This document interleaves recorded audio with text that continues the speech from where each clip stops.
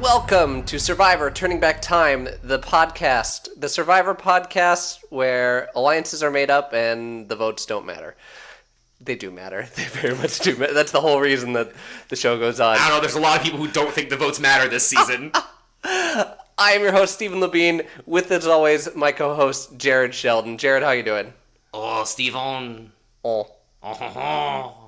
Jared is French now. I can hear the cicadas in the trees. It's true. They are screaming at the top of their lungs. They are so horny. Is that a mating call? I'm assuming every noise is a mating call, let's be honest. I think so. I don't really know why else. Right, most noises are mating calls because you're only trying to attract mates. Uh-huh. And if you're not trying to attract mates, you're attracting predators. So there's Fair. no reason to make noise unless you're trying to get something's attention. Fair. I don't know. Everyone always talks about the 11-year cycle of cicadas. Is it 11? I think it's 7. 7? Sure. I don't know. I've heard it so many different times.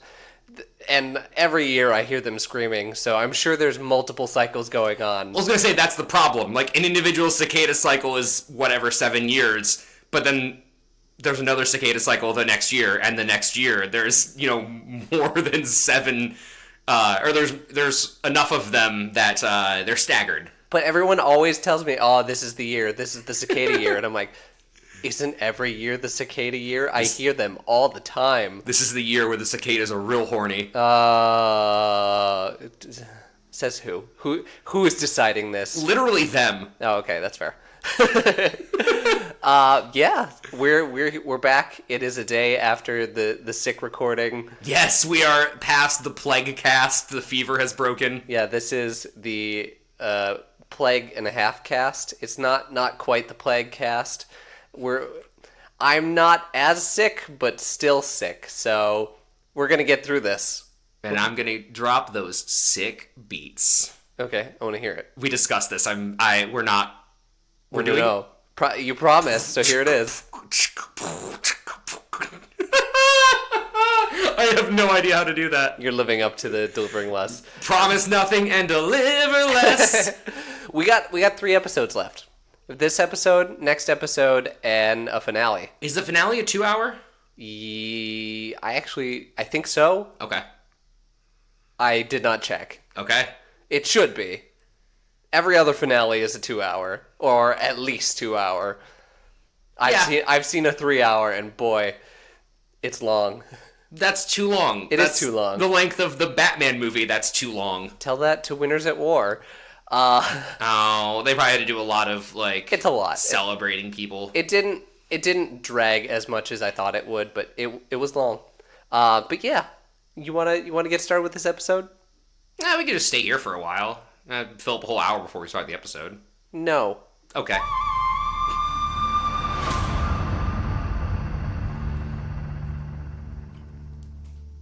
All right, so this episode came out on August 9th, 2000. And since the last episode, August 2nd, 2000, a couple of things have happened. Nothing super newsworthy. The biggest one was South African President Thabo Mbeki, did not say that right, unveils the Women's Monument commemorating the role of women in the anti-apartheid struggle. Ah. So, that's cool. Yeah. I don't know if it made huge headlines here, but it should have. It's neat. And then just kind of an odd history fact.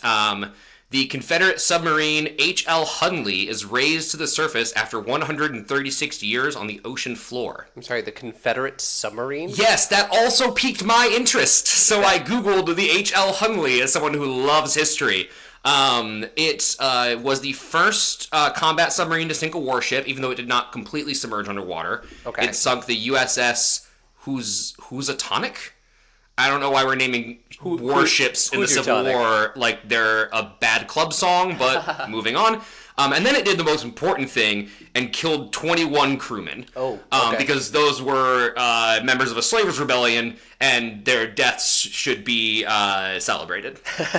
Oh, as in the crew of the submarine. Yeah, yeah. That tracks for an early pre-submergible vessel submarine. Yes, you can say it did a really good job because it killed way more Confederates than it killed anything else. And that will remind you again, slaves revolt, treason, blah blah blah.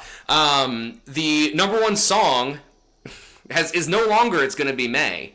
Whoa! I know, it did not last nearly as long as I thought. Okay. It's Incomplete by Cisco. This song is so unmemorable. I looked it up on my way over here and listened to it. Okay. I have never heard that song in my life. So, I mean, it's just a kind of bad, soft R&B song. It's not very good. I don't know that Cisco should be doing R&B. Cisco has cool dance vibes, right? I don't even know what Cisco is. You don't know? Oh, I know Cisco. Cisco, I feel like, is mostly that early 2000s club. But here we are. Hold on. I'm looking up Spotify for Cisco. How do you spell Cisco? Oh, Sisqo. Yes. Which we will not play the song on the audio because we don't want to get delisted. Oh, of course. The one big Cisco song that everyone knows. The thong song.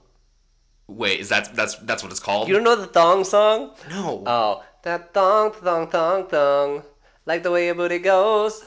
Like the way your booty shows. No, you're... That sounds vaguely familiar, but also sounds like a parody of something. It's a parody of himself. Yeah. It is the thong song. That is a real song. I remember having... So, okay, little peek into the childhood of Steven. We had a karaoke machine. Of course you did. I know, right? Because who am I but that guy? You were a theater kid when you walked out of the womb. And yes, I said walked out of. I sashayed out of the room. I tap danced out of the womb. I'm not a good tap dancer. Bad example. Anyway, we had... You get these CDs back before YouTube kind of took over the karaoke market. You had these CDs and it came with a certain list of songs. Typically it was what would be best for a karaoke group.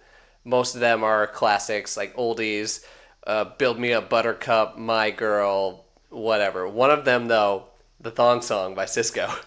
Oh my god. I didn't sing that one.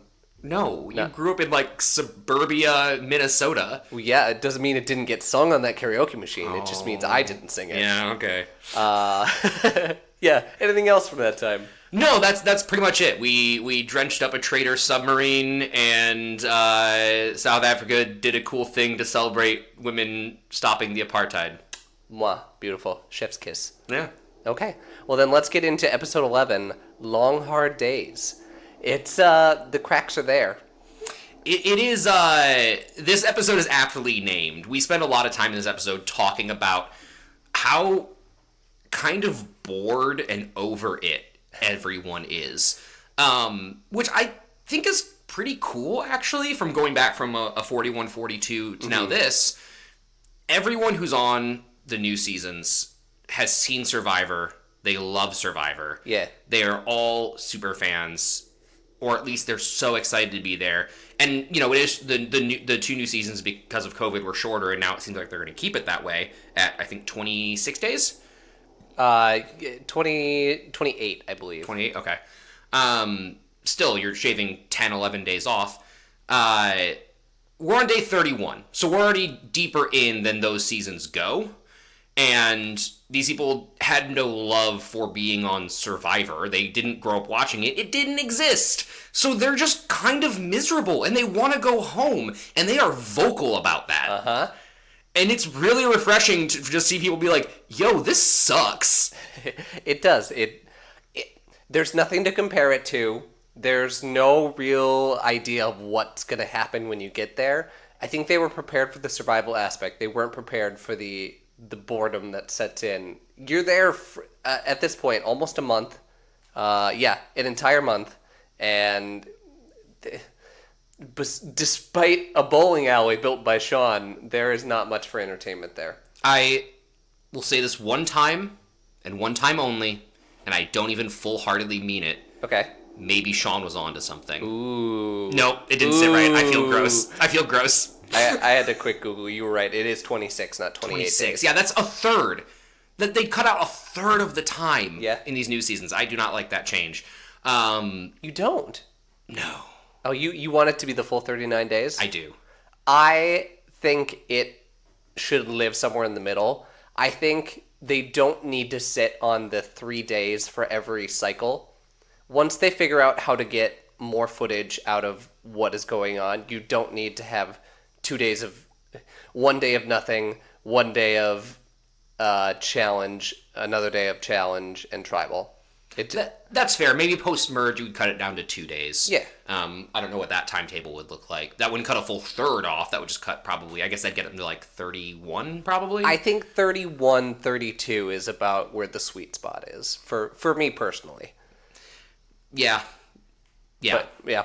Well, I'm really happy or not happy. I mean, clearly they're miserable, but they're not like pretending they're not. And like Colleen talks about, we started this episode with Colleen talking about how, her legs are all screwed up. She has sores that she doesn't know where they came from. And like, she says bugs are living in them, which I don't think that was literal. I think she meant they're like around them. I don't think they're living in them. Okay, it shows a shot of Colleen's legs. And it does look like something is squirming around in the open sores of her leg. If that's the case, I don't know why she was allowed to still be there. That makes you want to die. Or, like, why they aren't treating this. Because that's problematic. That's a huge problem. Wow. That could be, like, something has laid its eggs inside your skin and they are hatching out, creating more problems. Like... Oh, boy. Hey, Steven, do you remember in game time, roughly 17, 18 days ago, when I said, hey, maybe you shouldn't go jumping around in the still water. What? And then Greg gets a debilitating ear infection and Colleen has bugs living in her legs? Yeah. Yeah, maybe don't go playing around in standing swamp water. It's not the best plan, and yikes. Big yikes all around. The episode starts off with everyone kind of breaking down the alliance and how the alliance is falling apart. We're discussing Rich and Sean about how they're weak and cranky. Yes. And it's Colleen. It's all from the perspective of Colleen, and that's why we talk about her legs. Right. But she's kind of breaking down of, all right, here's the cracks. Everyone's kind of pissed at each other. I see openings, but she's not really willing to capitalize on these. No, it's a shame. I don't know if there's anything, spoilers for the end of the episode, it's Colleen that gets voted off. I don't know if there's anything she could have done to change it. She could have won that challenge. Well, she could have won that challenge. Yeah, we'll get there. But yeah, you're right. She sees these cracks and she doesn't. We don't see her try to really take advantage of them, which is a bit of a shame. Yeah, it's kind of looking like they show Rudy and Rich hanging out and essentially saying "you and me to the end," as it has been for almost the entire game. Yeah, Rudy and Rich, best buds. Couple. Yeah, they're bros. And for the longest time, the audience is led to believe that it's Sue and Kelly to the end, but that is slowly starting to come out that that's not the case either. Yeah, they had some type of tear up, not like an argument with each other, but Sue's kind of caught on to Kelly's game of not wanting to be in the alliance anymore. Yep. Actually, Sue is the first person I've heard so far talk about the jury.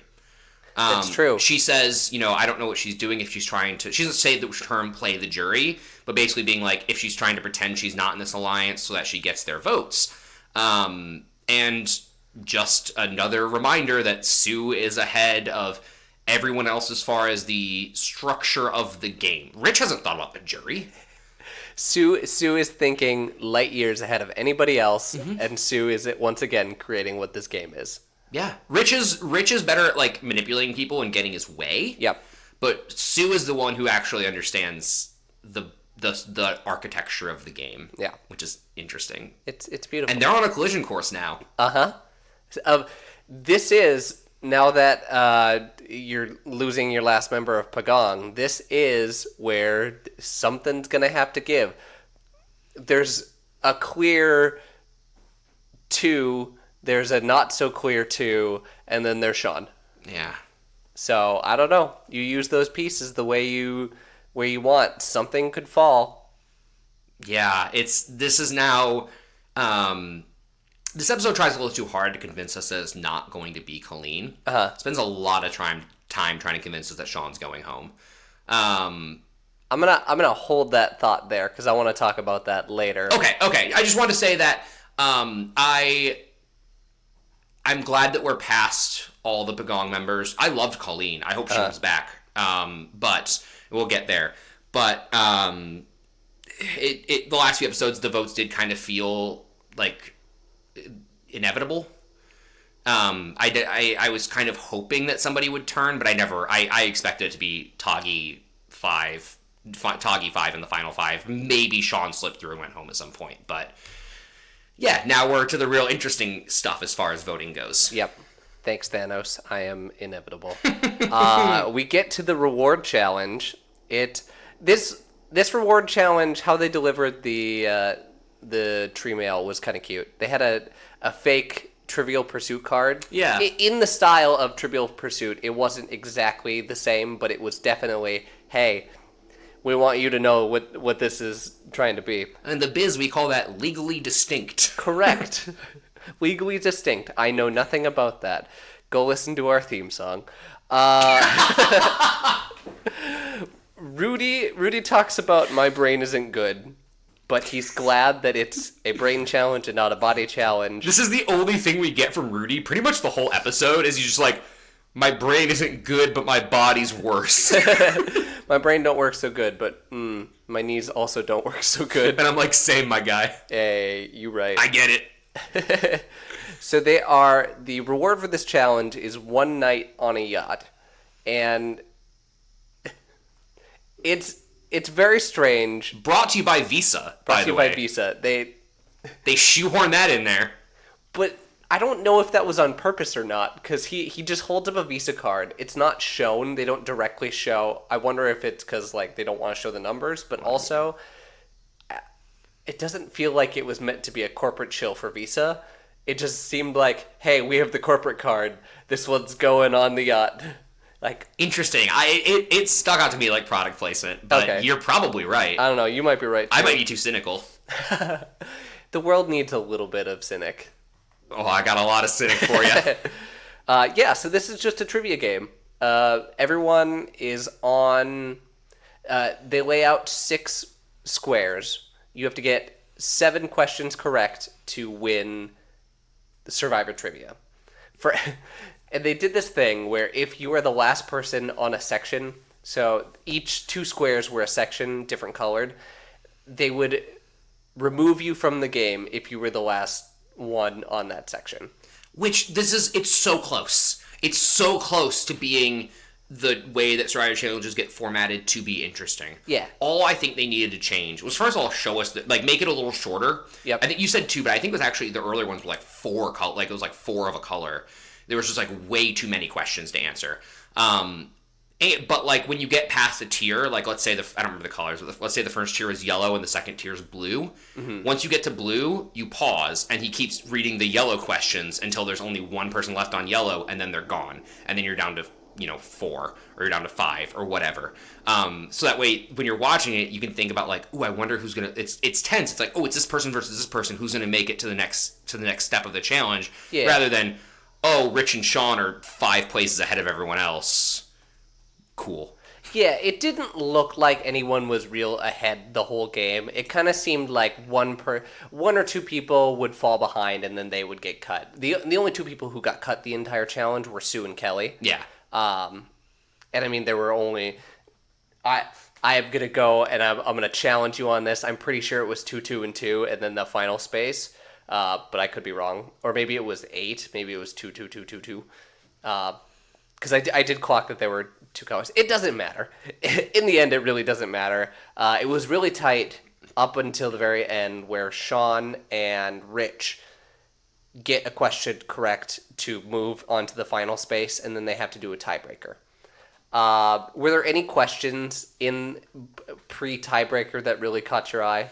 No, a lot of them seemed kind of easy. The one with the bamboo was, I think, the most fascinating one, with the water inside of a bamboo you can drink. I'm like, oh, wow, I didn't know that. That's really cool. But, like, the Black Widow one was super obvious. Everyone knows a Black Widow's colored black and red, not black and blue. Again, we're thinking post-internet world. Like, Yes. for someone who is not well-read or doesn't watch a lot of TV, it may not be that obvious for them. Maybe. I see a lot of, like, Black Widows in, like, marketing. That's fair. I mean, there's a cider on it, but there's also, I feel like it's a really popular brand for, like, makeup and, I don't know, like, edgy stuff.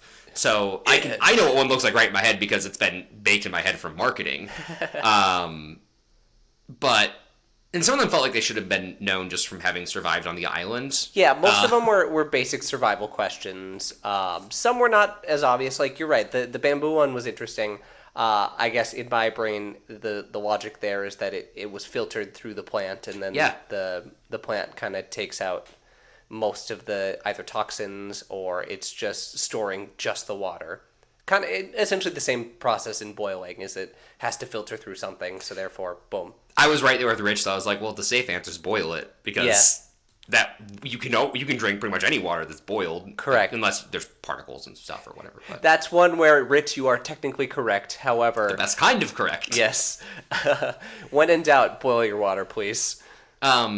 Although, Steven, you want to take a quick break and do some shots of kerosene? No. Sean wins the tiebreaker by drinking kerosene. Not literally. The question is about if you eat what... If you have intestinal parasites, Yes. what can you drink to get rid of them? Yes. And one of the answers was like distilled water, and the right answer was kerosene. Yeah. And like ginger ale was one. Right. Kerosene, yeah. When I was watching, I was like, I feel like it has to be kerosene because nothing else. Mango juice was the last one. Those were the four. I was like, mango juice isn't gonna kill it, and neither is like water. Yeah. So I was like, it has to be kerosene, but I feel like that would kill you too. Yeah, I think you want to drink it in small dose to, one, kill the parasite, but also not destroy your stomach lining. Oh, we're not just butt chugging a quart of kerosene. I feel like that would not do the goal. That would just get you immediately sick. Well, there goes my plans for the weekend. What was interesting at the end of this challenge is that Jeff breaks who won by saying, "Rich, I bet you thought you were gonna win this, didn't you?" And Rich was all excited, and he's like, "No, it was kerosene. So, Sean, you win." What? Betrayal. Why did you do it like that? Even I was confused. Like, oh, really? I didn't think that distilled water would kill any parasite. Oh, never mind. Sean wins. Jeff isn't doing a whole he's not doing a whole lot in this episode. But he does screw with the contestants a couple of times this episode. I'm like, oh, he's starting to get that a little bit of that playfulness about him to really make fun of people, go after people, kind of pull the rug out from underneath them, and I'm here for that. Yeah. So Sean wins the one night on a yacht, and then is told, "Oh yeah, you might get to bring someone with for breakfast." You're like, okay, okay, that's weird. So he promises Kelly. Says, Yep. Kelly, you're gonna. I owe you food. You're gonna come with me.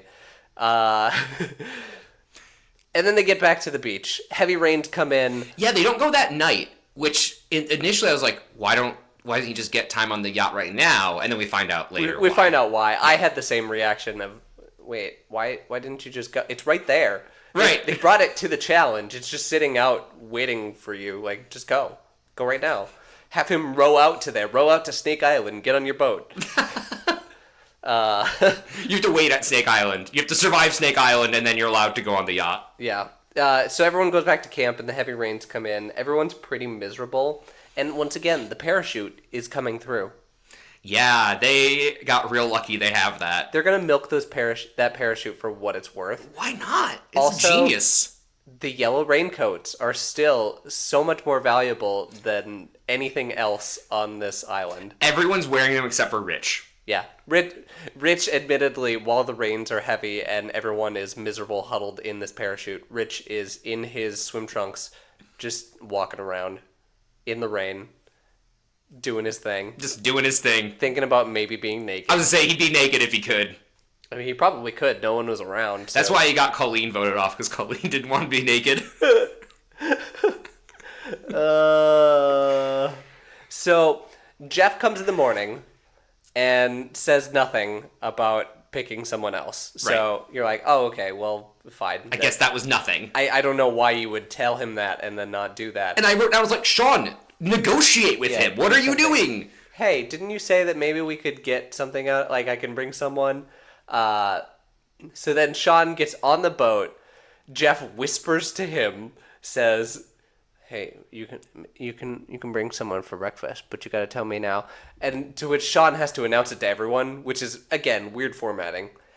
I don't think he had to. I think he was. So I feel like Jeff, through this whole thing of is trying to get Sean to interact with the challenge and be like, hey, you might get to take someone. Oh, come on. And then he'd be like, okay, fine. Yeah, you can. Or like, they let him, like, when they're going to the boat, waiting for him to be like, hey, Jeff, don't I get to take somebody? And then whispering in his ear and getting him to be like, oh, yeah, Kelly, come on, or whatever. Or Kelly, I'll see you tomorrow morning. But, like, Sean's the worst improv partner that's ever existed and just keeps no butting.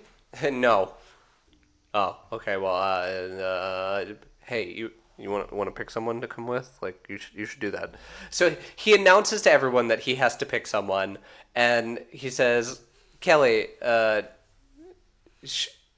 did you want to come with?" Or I forget what his exact words were. I don't remember either. He punted it to Kelly. Yeah, he basically said, Kelly, it's your choice. Yes. He said something along the lines of, "Does anyone want to come with?"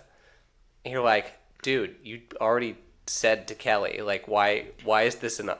So sometimes there are people that I've heard through the seasons. I don't have names because I haven't seen those seasons, and that's what the whole podcast is about. Sure. But that get edited in such a way that they are perceived one way on the island, and they are actually, their time in the island wasn't like that, but it's edited for a narrative. Sometimes people are bitter about it. Sometimes it's not. It's something we've talked about before. There is, 72 hours of footage put into 1 hour of episode. Mm-hmm. So that's going to happen. And one could argue that Sean is edited to be a spineless coward. Except that Sean has edited himself to be a spineless coward. Sean is fulfilling his destiny. There's no chance that this is a non-truth that's being edited to reflect him in that way. Every opportunity he gets, he abdicates his own agency. He runs away from any decision that he could possibly make in fear of hurting somebody else, to the point that it is annoying everyone else around him. Yeah. And I'm going to also put pressure on Kelly on this one, is that Kelly had the opportunity to say, hey, you did say you were going to take me, and didn't do anything about it. Essentially says, this has to be your decision. I think that's the right thing to say, because this is once, Sean doesn't want to make anyone feel bad. Correct. Because he has this choice. So he tries to make Kelly the person who has to make the choice. Yes. And it's not her choice. It's not. This is a personal Steven thing that I'm bringing in. Steven is getting better at being like, hey, no, wait. You said you were going to do this thing. You need to do this thing. Kelly also could have said, hey, you should do this thing. Like, you promised me. But then doesn't do anything. And then Sean picks Rich. Which, again... Why? I don't know why. It's not like they're close. It's not like they're buds. It's not like Sean's strategic. No. It seemed like a bad move. Again, but whatever. Literally like every single thing this man has done on the island. So everyone kind of gets the idea once again that he is spineless and doesn't want to make his own decisions. So it is, and Sue yells at him. She's like, "Grow some balls!" Yeah. when he's waffling on, deciding who to take. It's just, I could scream into a microphone about it for hours. In fact, I believe technically I have. Yep. So we're gonna move on. Yeah. So Sean gets to the boat. He gets his vacation. He gets a full yacht to himself. He hangs out. I did write down that it looked so lonely at the start, because it was just him at a table drinking wine by himself. And like, oh, why is it just him? This is... Honestly, though, after being around people for 31 days, 24/7 with nothing to do, I think I'd want to be at that table drinking wine on my own. That's fair, but you don't see that anymore on Survivor. You don't see someone going off by themselves to enjoy a reward. Yeah. Just it's not interesting for the audience, and you have a lot of shots of... And it puts, not this season, but in the future, could put that person that won the reward at a disadvantage. Yeah. Because everyone else gets to talk and strategize, and you are alone. Correct. So yes, he drinks his wine, he gets a shower, he gets a massage.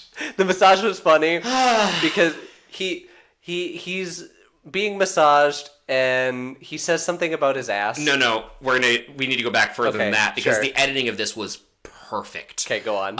Somebody, I don't remember who says, I think it's Sue, says, oh, I bet he's getting a massage right now.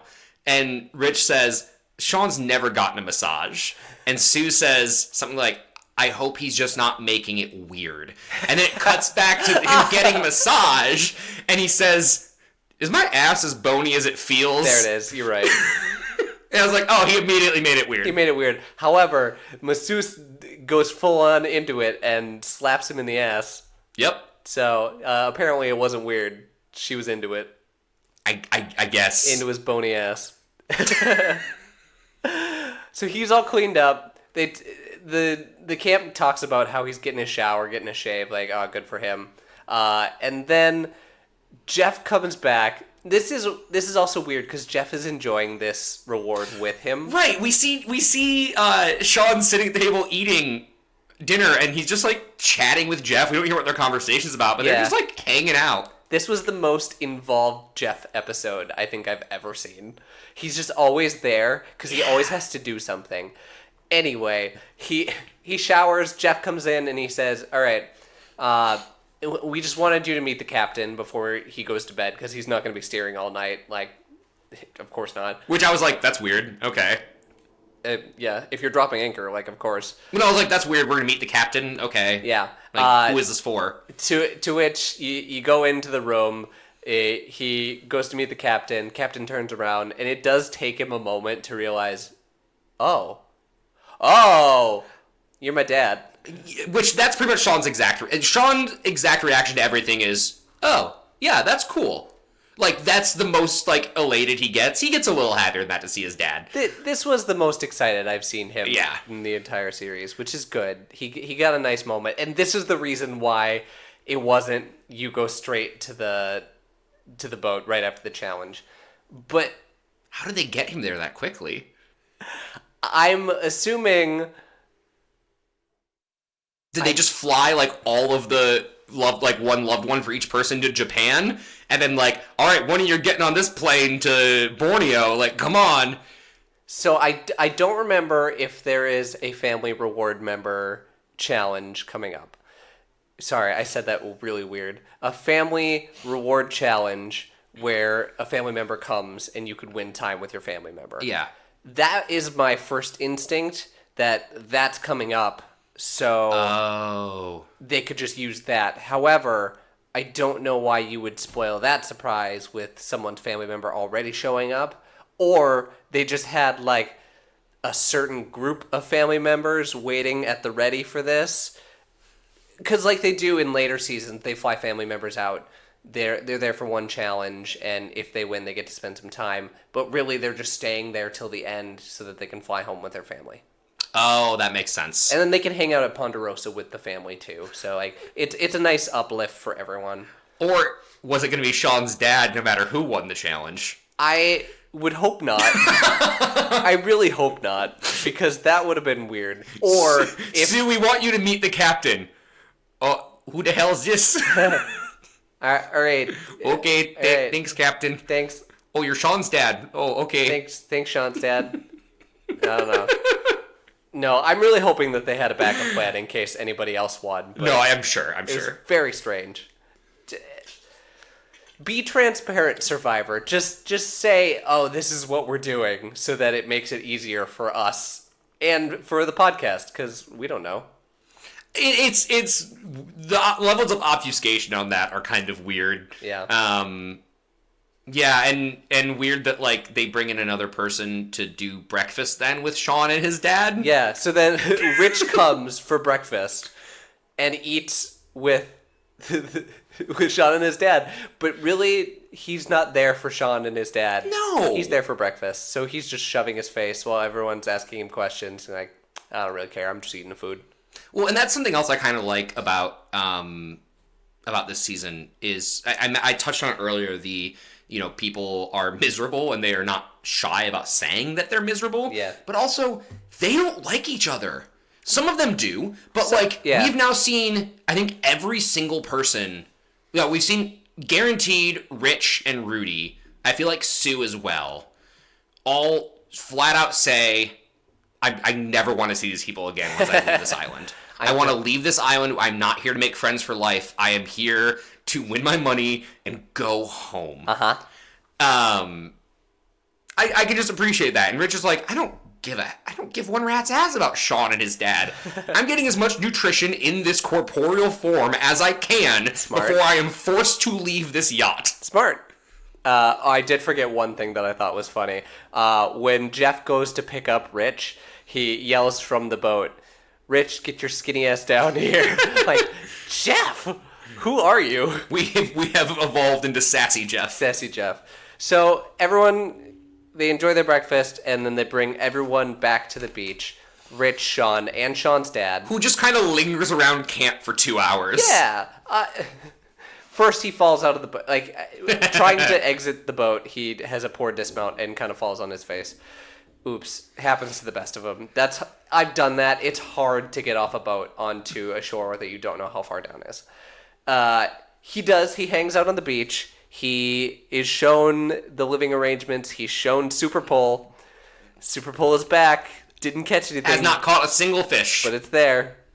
And it's like gathering dust. Like, even Sean's given up on it.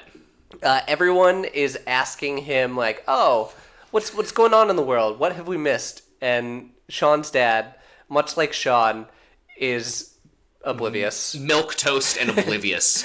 Wait, Steven, I do a bit where after, like, at the start of the podcast, I list all the things that happen on a weekly basis. Yeah. Not all of those are super interesting. Sure. But, like, not one of those was interesting to him. Nah. Not a single one of those things. Technically, the things that you were listing are not the things that would have happened because the recording time... Oh, yeah, you're right. But yes, over the course of 4 weeks, you would think that something of note would have happened. Like, Sue goes, what about that war that war in Russia, which made me go, thinking about, like, wait, that's right now. And then I remembered, oh yeah, the Chechenian wars. And, yeah. like, that would have been news. It's something. His dad doesn't know what happened. Doesn't know what happened, doesn't know about stocks, doesn't really know about college football. Anything that really happened. It's, Sue's trying to get answers out of him, and there's just nothing, and she's really frustrated, and everyone can tell. So, Survivor comes in and brings in care packages for everyone. Yes. He's like Santa Claus, but doesn't know anything. He's like... He does not know when you're sleeping. He has no idea when you're awake. Nah. No, I wrote down, I was like, is Sean's dad just the new contestant? He's just hanging out on the beach, busting out a duffel bag. He's just kind of there. He's the spare guy now. Yeah, everyone gets a care package. Again, more stuff than they should ever be allowed to have on this show about surviving in the wilderness. But hey, good for them. They needed the morale boost. They sure did. Everyone gets some stuff from home. I saw some, like, toothbrushes. I saw Cleaning out a soaps. magazine. Yeah.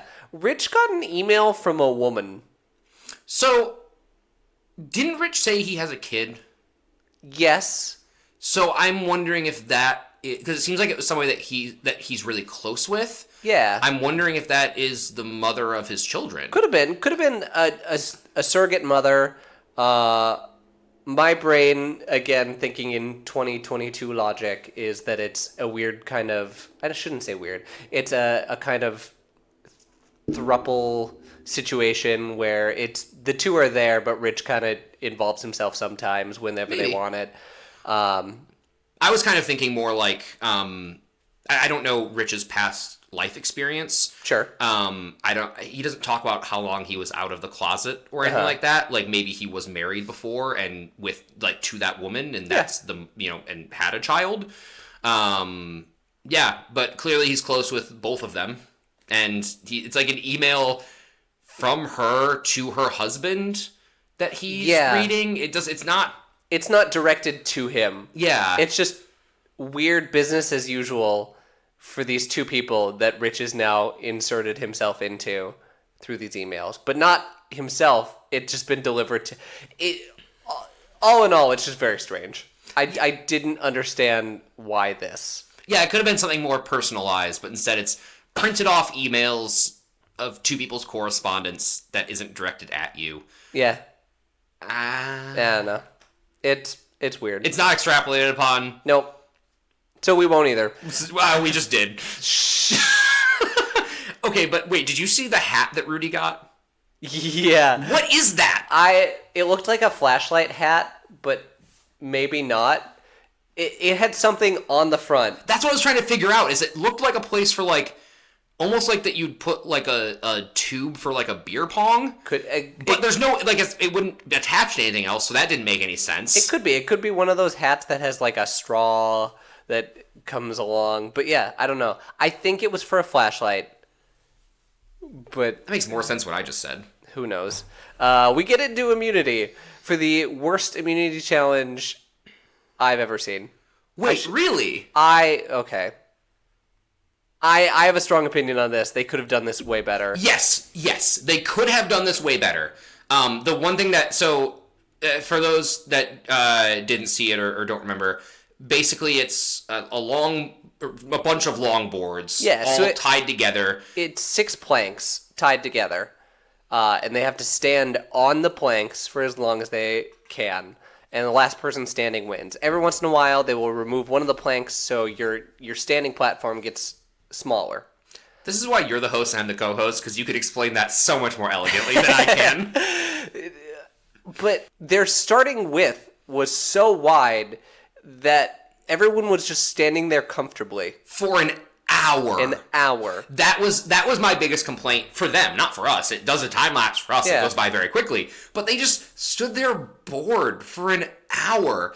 I've talked before about endurance challenges, and I said I don't like endurance challenges, and that's not true. I don't like the modern endurance challenges where they make it so difficult that it's over in 5 minutes. I want to see an endurance challenge that's actually an endurance challenge, not just a strength challenge that's disguised as an endurance challenge. Correct. That being said, it has to actually be somewhat difficult and not just a test of like how long can you sit here bored. Yeah, I think your ideal range for an endurance challenge is 15 to 40 minutes. After that, it starts to go on to, all right, are these people just checking out? Like, what's going to happen? Unless the challenge is about that. There's specific challenges like the drop a ball down a maze, and your one goal is to stay focused and to keep it going. Like, that's different.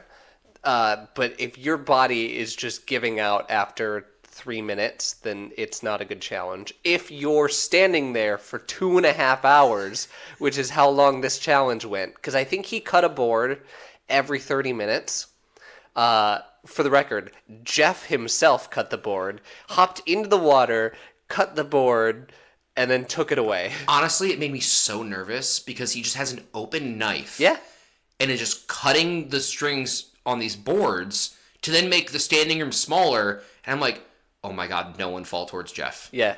Oh no. And it gets worse because he realizes that he has to have 2 hands on the plank to take the plank away, especially when it gets to fewer and fewer planks because they're standing on it, so he kind of has to pull it out of them. He puts the knife in his mouth. Alarms are going off in my head. Again, like, of course, that's where you're going to put it. Yeah.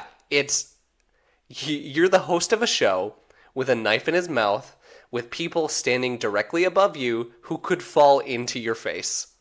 And that would have been the end of Survivor.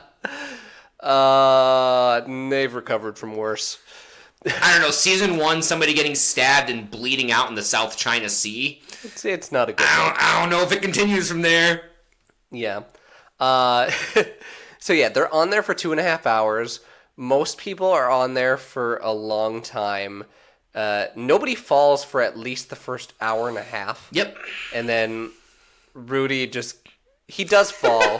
He says he falls. It kind of looks like he gives up. No, I think he lost his balance and went. Like the way he fell was so awkward, but I think he's old and worried about his body, and so I think the moment he started to fall, he just went with it and fell rather than trying to like recover and worry about hurting himself. Is what it read to me. Sure, so be it. I guess I'm going in.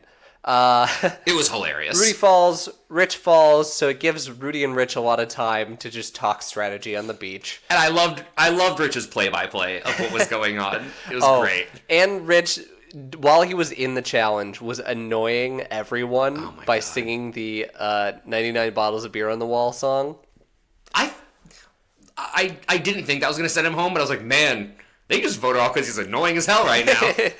Jeff specifically said in the instructions of this challenge that you may not touch each other. However, mind games are cool. So, like, go ahead, taunt each other, do whatever you want. Just no touchy. No touchy. So, yeah, Rich and Rudy are hanging out talking, and they're kind of talking about who they're going to vote off that night. Mm-hmm. And they're talking about they're going to vote off Kelly. Yeah. It's Kelly. They say, I think the exact phrase was, it's Kelly, and if Kelly wins, it's Sean. Yep. That is exactly what it said. And then eventually, Sue and Sean fall off. Sean goes off to get changed because he's wet from the ocean. So it gives Sue, Rich, and Rudy time to say that. Yeah. And they're just openly talking strategy. Meanwhile, Colleen and Kelly, 2.5 hours in, Colleen says verbatim, "Am I getting voted off if I fall here?" Like, oh. And Kelly, not one to like buy in and make them squirm, is like, I don't know. I don't think she actually knew. She might not. It seems like the obvious choice to me. Yeah. With how this season has gone, but yeah, whatever. And yeah, it doesn't look like they last very long on the last board. The last board was about... It's a 2x4. Yeah. Maybe it was a little thicker than that, but still. They didn't last very long on it.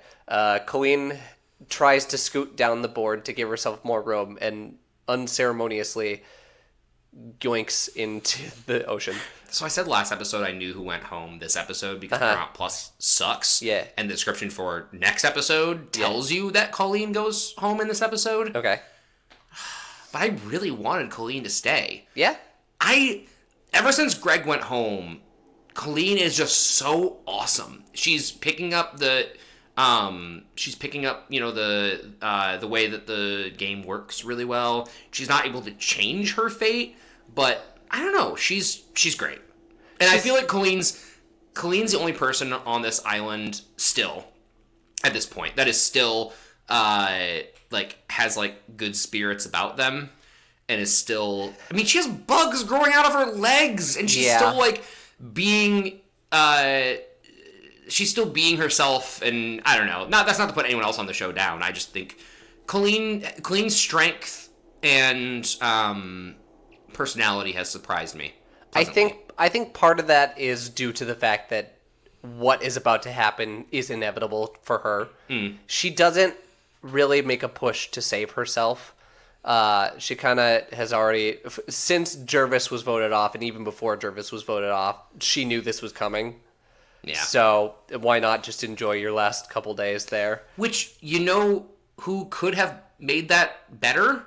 Sean. Yeah. Sean says when he writes her name down, I'm probably next. Yeah. You want to know how you wouldn't be next? If you got someone else off. Yeah. Phrasing.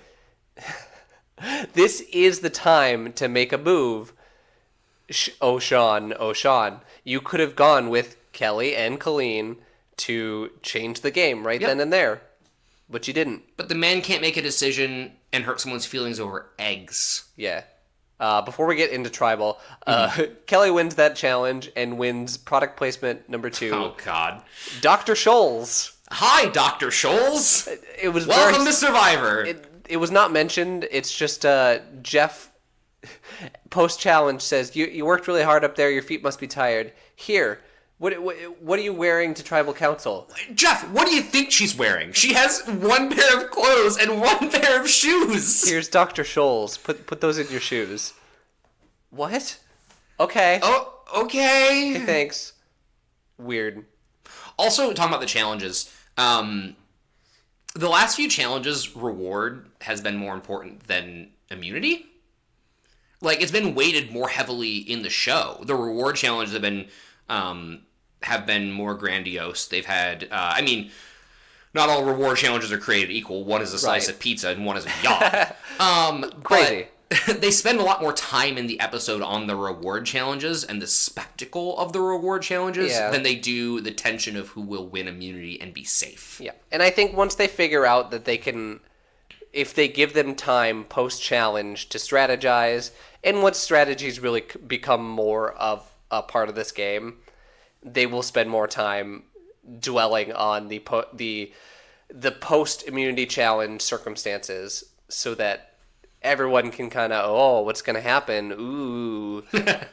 But really the more entertaining thing is, look at this thing that they won. Go live that lavish lifestyle on a boat for a day with your dad. Your and dad, pizza. the captain. Enjoy a pizza slice from a helicopter? From a helicopter, though. Yeah. And then we see a montage of Kelly breaking bad. Or not montage, a confessional. Of Kelly breaking bad. She's like, I don't care what anyone thinks of me anymore. Yeah. I don't care. I'm not nice to people around camp. I'm a rebel and it feels so good. Kelly wants to blow up bridges right now, and good for her. She's packing a lot of dynamite. Go for it. I don't care. If you're doing it, do it. Don't just say you're gonna do it and then not do it. The tribal wasn't that interesting. Like, they don't really talk about anything super crazy. Colleen does say it's gonna get nasty, and she's right. It will get nasty. This is where emotions, this is where feelings are gonna get hurt. Which it sucks, because if she had more knowledge of the game, she could use that to probably change her fate. Like I've said, Correct. She could be like, hey guys, you can get rid of me, but what does tomorrow look like? Yeah. You could fix that. My vote's worth just as much as one of theirs. You don't have to. To which my favorite voting confessional so far was Rich, you were supposed to stay. Holds up his vote for Colleen and says you were supposed to stay. So he was clearly bought into this getting rid of Kelly thing. Yeah. No, he wanted Kelly to go home. Yeah. I don't know why they switched off Sean. I don't know either. They don't talk about it. It seems like they'll probably talk about it at the start of next episode, because that's been the trend so far, is we get surprised by the vote, kind of. Not surprised up until this episode that it was a Pagong member, but surprised by which one. And they usually, digest at the start of next episode, which I think I kind of like that formula better than talking about it for 20 minutes before the vote. Sure. I disagree, but here we are. It's also new and novel to me, so it could wear thin very quickly. That's fair. Sean says, I'll see you next vote. He knows he's going to be voted off next. So, again, you have chances to make decisions. Sean. He doesn't vote for Colleen. He doesn't. Cooleen. He votes for Cooleen. Cooleen. Did anyone actually spell Colleen's name correctly? I don't know how to spell Colleen's name. Okay, it's Colleen. Probably not. Well, that's something that's been brought up before. I think it's really interesting. Is when they have to write down their names, you can't ask people how their name's spelled. No, you can't, because then that gives away you're going to vote for them. Jervis was funny. When people were writing down Jervis, very few people got close. No, it was like Gervise was the Girvis. No, that's not right. Yeah. Has there ever been a time when Jeff can't tell who somebody was trying to vote for because it's just so, like, if there's two contestants that names are kind of close and it's spelled so poorly? I imagine that there's someone has to man the camera by the voting booth, right? Yeah. If they're the one, if they hold it up to them and they're like, I don't know who that is, which is probably the reason why they have to speak to it. You're right. Yep. Because actually, I don't think there would be somebody manning. You can do a stationary camera there. And, you can. But yeah, no, that they can watch the monitor and be like, okay, that's who they're voting for in case they really screw it up. Or maybe I'm thinking back to when I think it was Sean had to cross out Jervis because he won immunity and wrote oops. Probably somebody was like, hey, Sean, buddy, can you go back in the voting booth real quick? Yeah, you can't vote for that. That doesn't work that way. Yeah, 2 votes for Sean. Colleen and Kelly vote for Sean, and 4 votes for Colleen. Sean, Rich, Rudy, Sue. It was a done deal before the episode even started. However, it didn't look like it was going to be a done deal because apparently if Kelly wouldn't have won, Kelly would have gone home. Yeah, and I think that would have... I'm very excited for next episode. I do think I would have preferred Kelly to go home. I just think that would have made the blow-up that's going to happen is going to be very interesting. But I think the dynamics with Colleen being the only Pagong member still and now them starting to infight would be slightly more interesting. I do think part of the reason, my guess, for part of the reason why they got rid of Colleen is there are only Pagong members on that jury, and tribes are very important to these people. Yeah. So, like, if Colleen makes it to the final 2, she probably wins, because the Pagong members are going to vote for her. You're absolutely right. However, doesn't mean you can't use her as a piece to move yourself forward. I did write down Colleen whispered to everyone on her way out. I had to turn on subtitles because, like, what the hell are you saying, Colleen? It was very nice. Colleen said, "Be nice to each other. I swear I'm watching you." It's like, oh, okay. It was nice, and then it wasn't. She said that. I thought you were joking. She said, no, "I swear I'm watching you." I swear I'm watching you. Oh, okay. And then said something along the lines of, "Be nice to each other. Play a clean game or something that, or a good game. Play a good game." And Jeff reiterates that on her way out the door. But why was she whispering? Was she just so like, I've given up. I'm just gonna whisper to everybody. I have no energy. Or maybe it's the I've been out. Am I allowed to speak anymore? Can I do that? That's Is a good this okay? point. We've seen. I've seen a couple people give big, lavish speeches when they get voted off. I'm like, oh my god, get off the stage. Yeah. So how do you think Colleen does in Future Survivor?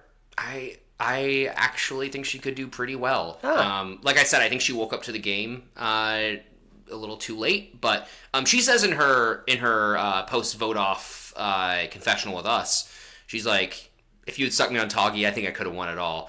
I don't know about that. But like, if she was in Kelly's place and Kelly was in Pagong, yeah, she'd still be sitting there. That's not a bad argument.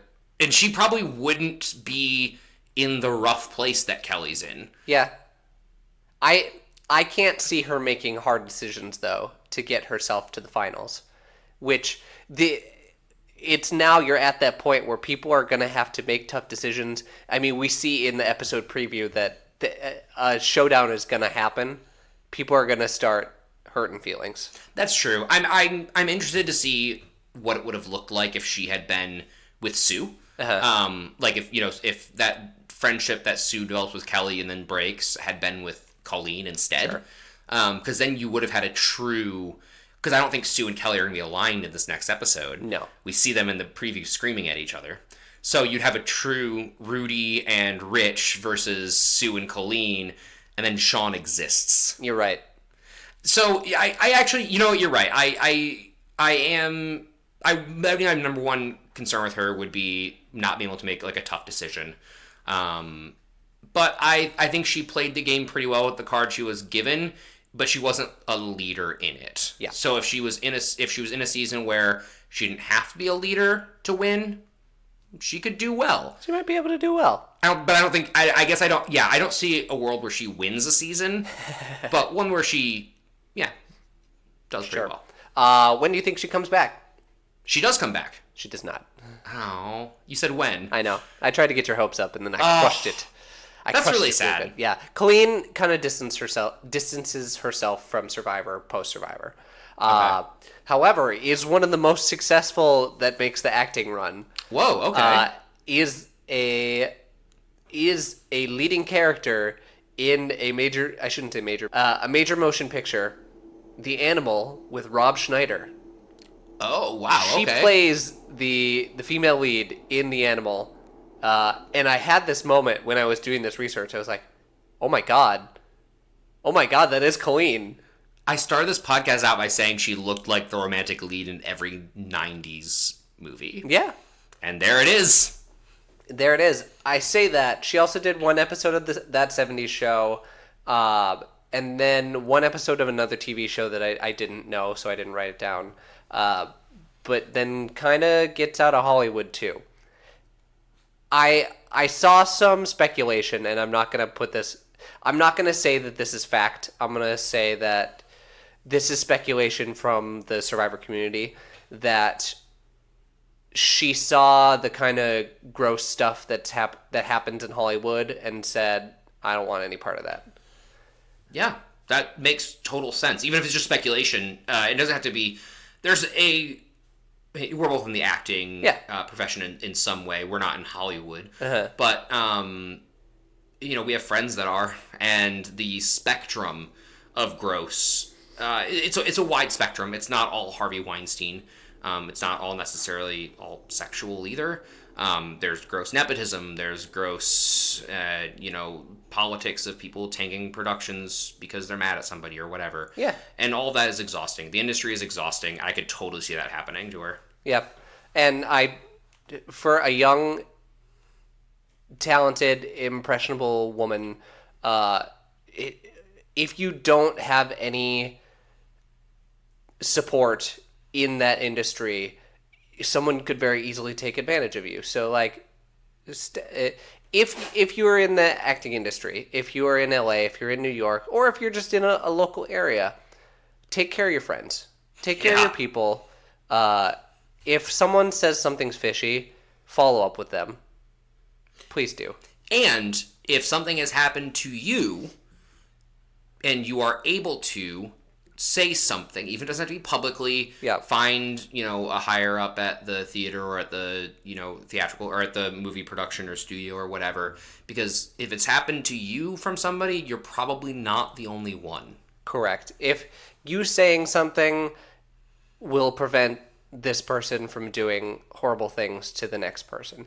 I say that like this is easy, and I know that it is difficult. It's so difficult to stand up and to challenge someone, especially an authority figure. Especially when we have a long and storied history of victims getting most of the consequences, and perpetrators of violence not seeing consequences. Correct. So I don't say that lightly. Like, it is difficult, but we're encouraging you to say something, even anonymously. And that's also not to say that anything happened to Colleen to get her out of the industry. No, it's all speculation. That just led into a tangent of an important one of, if you are someone that's, even if it's not the acting industry, if you're being harassed, say something. Yeah. If you can. From what we saw from Colleen from the show, it tracks into her personal life that she has her morals and she has her standards, and she is not willing to bend on those, which I think is good. She turned down Playboy. Oh, okay. Playboy offered her a lot of money to do a shoot, and she turned it down. And I'm assuming similar logic got her out of the acting business. So, like, hey, good for you. One of my favorite players of this season. Stick with your guns. And there's not a whole lot left. Like, there's not a whole lot of other information about Colleen out there. She lives in New York with a husband and daughters, so good for her. Cool. Yeah. Who's your protagonist? Yeah, so this episode has two, and it has two partially because of what we talked about at a little bit ago, in that the reward challenges are weighted with time in the episode. a lot more than the immunity challenges. And that kind of gives Sean the natural protagonist of the episode because he has the most screen time. He gets lavish with the reward. It's his dad that is, with the tribe, except Sean has very little personality and less backbone. Sure. So he didn't get to actually form a narrative because he chooses to abdicate it at every possibility, which leaves us with Kelly. I think Kelly is the person who actually moves the narrative, even though she doesn't get nearly as much screen time as Sean. Yeah. Which is interesting because she's done that. She's been building a narrative in the last few episodes, but then it doesn't reflect in her votes. Yeah. People want to make a move, but don't make a move. I don't know why she voted Sean. Oh no, you know what? She said it actually at the end of this last episode. She said, one reason only, 24/7, and puts the vote in. She's just annoyed with him. Yeah. She's just sick of having him around. That's where today's game is different. Like, you put up with that if it means your game is going to get further. Yeah. Oh well. Yeah. Anything else you want to talk about? No, that's pretty much it on the episode. It was a good episode that I'm sad Paramount Plus spoiled the ending for me before I got to watch it. Well, at least you have one more episode, 2 more episodes that are not spoiled for you. So yay. Correct. Okay. Let's end the episode.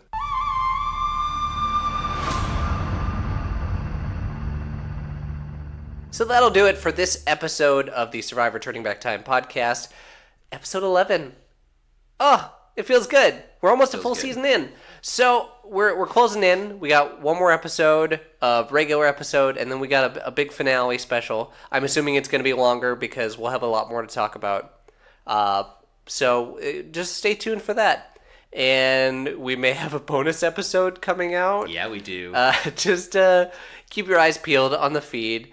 And as always, send us requests. Send us how you feel about the podcast. If you like it, rate us on whatever store you use it on. We love hearing from you. I've got small little notes, nothing that I can really read on the air, but nice little things for people saying, hey, we like what you do. Keep going. So honestly, super cool. Thank you guys for reaching out, and thank you for supporting us. Yeah, tell me my takes are bad. I'll die on any hill. It's true. Jared will die on just about any hill. Oh, there's not a hill I won't die on. Honestly, go for it. Put him there. Jared, anything you want to promote? Yeah, I'm going to promote the other side of the important conversation that we just had regarding harassment and target the harassers, I guess. Hi there. It's me, Jared. Stop doing that. Please. Hot take, I know. It's always hard to have the flip side of the conversation because it's hey, people being creepy, don't be cool. But jokes aside, not that is a joke, but I guess to sort of round out that conversation, if you aren't being bothered or harassed, but you see someone else doing it, and especially if it's your friend, call them out. Yeah. People underestimate how big someone just saying that's fucked up is. Yeah. My favorite thing to do is if you hear a joke that is racist or misogynistic or whatever, just ask them to explain it. Yeah. I don't get it. Why is it funny? Why is that funny? I don't get it. And watch them squirm. Yeah. I don't really have anything to promote. Take care of your friends. Take care of each other. Take care of yourself. And as we get into the colder months of the year, start preparing things for yourself and take up a hobby. Do something new. Try something new and exciting. Find a table in an alley. Sand it down. Paint it. It's very pointed because he's currently recording on the table that happened. So thank you, Jared. For my co-host Jared, this is Steven. We'll see you next time. And for my host Steven, this is Jared. Bye-bye. Bye-bye.